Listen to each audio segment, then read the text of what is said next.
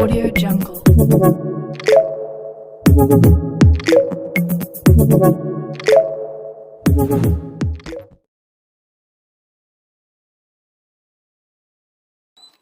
Hello friends, welcome to our channel. ఈ వీడియోలో మనము digital assistant or ward education data processing secretary login ICICI OTS చలానా ఎలా generate చేయాలి అండ్ జనరేట్ చేసిన చలానా ఏ విధంగా పే చేయాలన్న దాని గురించి తెలుసుకుందాం. సో ఈ ప్రాసెస్ అనేది చాలామందికి ఆల్రెడీ తెలిసే ఉంటుంది, ఎందుకంటే సర్వీసెస్ అమౌంట్ అనేది ఐసిఐసిఐ చలానా వాళ్ళు నెఫ్ట్ ద్వారానే చేస్తుంటారు. సో అలా ఎవరికైతే తెలియదో వారికి హెల్ప్ఫుల్గా ఉంటుందని ఈ వీడియో చేస్తున్నాను. సో ఇక్కడ డిజిటల్ అసిస్టెంట్ లాగిన్లో సర్వీసెస్ అనే ట్యాబ్ కింద హౌసింగ్ ఓటీఎస్ చలాన్ జనరేషన్ అనే ఆప్షన్ ఉంటుంది, దాన్ని క్లిక్ చేయాలి. సో క్లిక్ చేయగానే పేజ్ అనేది రీడైరెక్ట్ అవుతుంది. ఇక్కడ మనం ఏవైతే చలాన్స్ జనరేట్ చేసామో, హౌసింగ్కి సంబంధించిన సైట్లో ఏవైతే చలాన్స్ జనరేట్ చేసామో ఆ డీటెయిల్స్ అని ఇక్కడ ఈ విధంగా కనిపిస్తాయి. సో ఇప్పుడు కొత్తగా ఒక ప్రొవిజన్ ఇచ్చారు. సో ఏదైతే అమౌంట్ మనము పే చేయాలనుకుంటున్నామో దాన్ని సెలెక్ట్ చేసుకోవచ్చు అనమాట. అంటే సపోజ్ ఒక ట్రాన్సాక్షన్ మాత్రం మనం ఇప్పుడు చేయాలనుకుంటే దాన్ని ఒకటి మనం సెలెక్ట్ చేసుకోవచ్చు, లేదా మొత్తం అన్నీ కలిపి ఒకేసారి చలాన్ జనరేట్ చేయాలనుకున్నా కానీ డైరెక్ట్గా అదే విధంగా జనరేట్ చేయొచ్చు. సో ఇక్కడ ఒక ఆప్షన్ ఇచ్చాడు. స్టార్టింగ్లో మనం సీరియల్ నెంబర్ దగ్గర సెలెక్ట్ చేసుకుంటే టోటల్ ఎంతైతే అమౌంట్ ఉందో అంతా కలిపి చలాన్ జనరేట్ అవుతుంది. అలా కాదు, మనం ఓన్లీ సింగిల్గా ఒక ట్రాన్సాక్షన్కి మాత్రమే చలాన్ జనరేట్ చేయాలనుకుంటే ఈ విధంగా ఆ ఒక్క బాక్స్ని సెలెక్ట్ చేసుకొని ICICI challan, cash ICICI challan ఉంది కదా, దాని మీద ఆ బటన్ మీద క్లిక్ చేయాలి. సో క్లిక్ చేయగానే వెంటనే ఏదైతే మనం సెలెక్ట్ చేసుకుంటామో దానికి సంబంధించి ఒక చలాన్ జనరేట్ అవుతుంది. సో చలాన్ ఈ విధంగా ఉంటుంది. ఇది ఐసిఐసిఐ చలాన్ అనమాట. సో ఇందులో మనకి బెనిఫిషియరీ నేమ్ దగ్గర కమిషనర్ జిఎస్డబ్ల్యూఎస్ అని ఉంటుంది. అండ్ ఇక్కడ మనం అమౌంట్ టు బి రెమిటెడ్ అనేది మనం 10,000 సెలెక్ట్ చేసుకున్నాం కాబట్టి 10,000 చూపిస్తుంది. అదే మనం 20,000 సెలెక్ట్ చేసుకుంటే 20,000. సో ఆ విధంగా అమౌంట్ ఎంత ఉందో అదంతా మనకి ఇక్కడ కనిపిస్తుంది. అదేవిధంగా ఇక్కడ యూనిక్గా మనకు ఒక నెంబర్ కనిపిస్తుంది, దాన్ని బెనిఫిషియరీ అకౌంట్ నెంబర్ అంటారు. సో ఇది చాలా చాలా ఇంపార్టెంట్, ఎందుకంటే మనం ఈ అకౌంట్లో మనం డిపాజిట్ చేయాల్సి ఉంటుంది. అండ్ దానికి సంబంధించి ఒక ఐఎఫ్ఎస్సి కోడ్ కూడా ఇచ్చారు. ఇది ఐసిఐసిఐకి సంబంధించిన ఐఎఫ్ఎస్సి కోడ్. అండ్ ఇక్కడ మనము అమౌంట్ అనేది నెఫ్ట్ ద్వారా మాత్రమే చేయాలి. సో ఏ విధంగా చేసినా కానీ అది ట్రాన్స్ఫర్ అవ్వదు, ఓన్లీ నెఫ్ట్ ద్వారా చేసిన ట్రాన్సాక్షన్ మాత్రమే సక్సెస్ అవుతుంది. అండ్ దీన్ని నేను నా రెఫరెన్స్ కోసం నేను పీడిఎఫ్ ఫార్మాట్లో సేవ్ చేసుకొని పెట్టుకుంటున్నాను. సో ఇక్కడతో మనము చలానా జనరేషన్ ప్రాసెస్ అనేది కంప్లీట్ అవుతుంది. మనం కలెక్ట్ చేసిన అమౌంట్ అనేది పూలింగ్ అకౌంట్లోకి నెఫ్ట్ ఆర్టీజీఎస్ మనం చేయాల్సి ఉంటుంది. అండ్ చేయడానికి డిఫరెంట్ ప్రాసెస్ ఉన్నాయి. నేనైతే ఈ వీడియోలో 2 ప్రాసెస్ గురించి చెప్తాను. సో ఫస్ట్ ప్రాసెస్ వచ్చేసి నెఫ్ట్ ఎలా చేయాలి, అండ్ ఆ నెఫ్ట్ అనేది క్విక్ ట్రాన్స్ఫర్ ద్వారా నేను చూపిస్తాను. సో మీ దగ్గర ఏదైతే నెట్ బ్యాంకింగ్ ఉంటుందో, ఇది పర్సనల్ బ్యాంక్ గురించి చెప్తున్నాను. సో మీ దగ్గర ఏదైతే పర్సనల్ బ్యాంకింగ్ అకౌంట్ ఉందో అందులో నేను క్విక్ ట్రాన్స్ఫర్ ఎలా చేయాలో చెప్తాను. సో నేను ఎగ్జాంపుల్ కోసం నేను ఎస్బీఐకి సంబంధించిన మాడ్యూల్ ఓపెన్ చేశాను.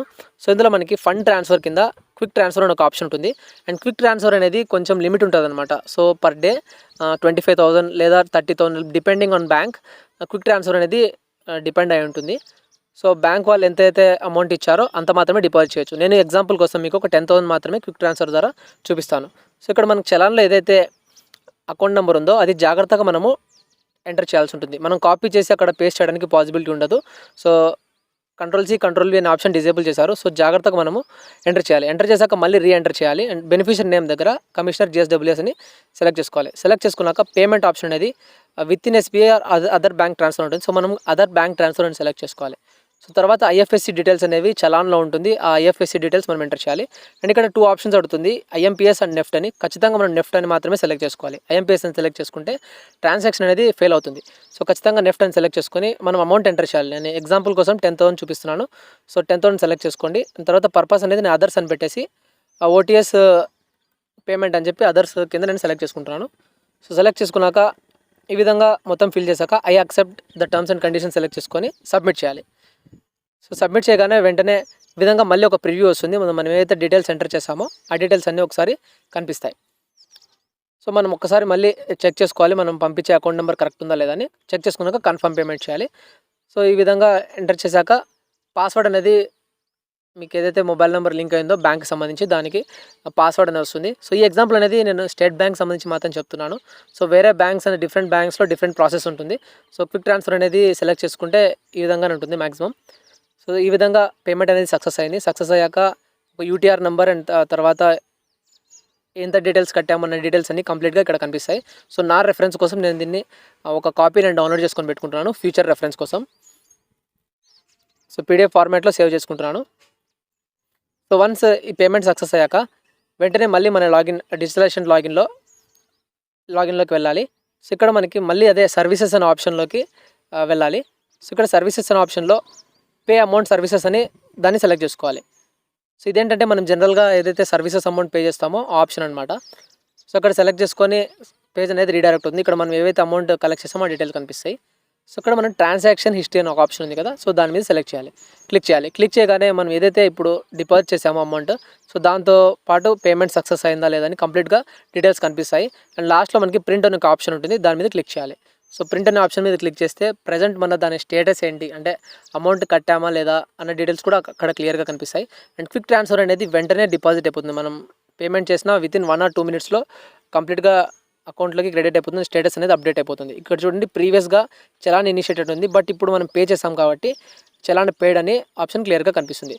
సో ఈ విధంగా మనము క్విక్ ట్రాన్స్ఫర్ యూస్ చేసి అమౌంట్ అనేది డిపాజిట్ చేయొచ్చు. అండ్ దీన్ని ఫ్యూచర్ రెఫరెన్స్ కోసం నేను PDF ఫార్మాట్లో డౌన్లోడ్ చేసుకుంటున్నాను. సో క్విక్ ట్రాన్స్ఫర్లో ఒక లిమిటేషన్ ఉంది. వాళ్ళు ఏదైతే అమౌంట్ చెప్పారో అంతకంటే మనం ఎక్కువ పే చేయడానికి ఉండదు. సో అలాంటి ఆప్షన్ వచ్చినప్పుడు ఏం చేయాలంటే, సపోజ్ 60,000 to 70,000 ఒకేసారి పే చేయాలనుకుంటే ముందు మనము ఆ బ్యాంక్ అకౌంట్ని మనం బెనిఫిషరీగా యాడ్ చేసుకోవాలన్నమాట. సో ఇది ప్రతి ఒక్క బ్యాంక్లో ప్రాసెస్ అనేది ఉంటుంది. సో నేను ప్రజెంట్ అయితే స్టేట్ బ్యాంక్ గురించి చెప్తాను. సో ఇక్కడ మనము యాజ్ యూజువల్గా మనము పేమెంట్స్ ఆర్ ట్రాన్స్ఫర్ మీద క్లిక్ చేయాలి. And add and manage beneficiary ఉంటుంది.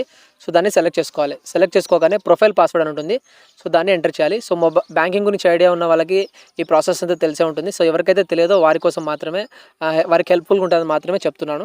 సో ఇక్కడ అదర్ బ్యాంక్ బెనిఫిషియరీ ఎడిషన్ అని ఉంటుంది. ఇక్కడ జనరల్ డీటెయిల్స్ ఉంటాయి. వాళ్ళ నేమ్ అనేది మనం కమిషనర్ GSWS అని ఇస్తాము. అదేవిధంగా అకౌంట్ నెంబర్ ఇస్తాము.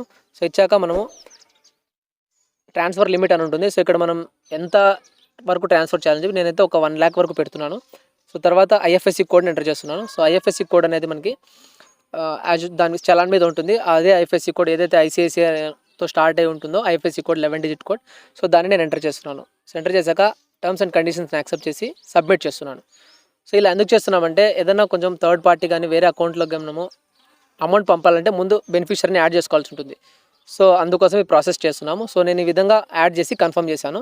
సో కన్ఫర్మ్ చేశాక మళ్ళీ మనం అప్రూవ్ చేయాల్సి ఉంటుంది. అంటే మనమే OTP అథెంటికేషన్తో అప్రూవ్ చేయాల్సి ఉంటుంది. సో నేను ఇక్కడ అప్రూవ్ అనే ఆప్షన్లోకి వెళ్ళి ప్రొఫైల్ పాస్వర్డ్ మళ్ళీ ఎంటర్ చేస్తున్నాను.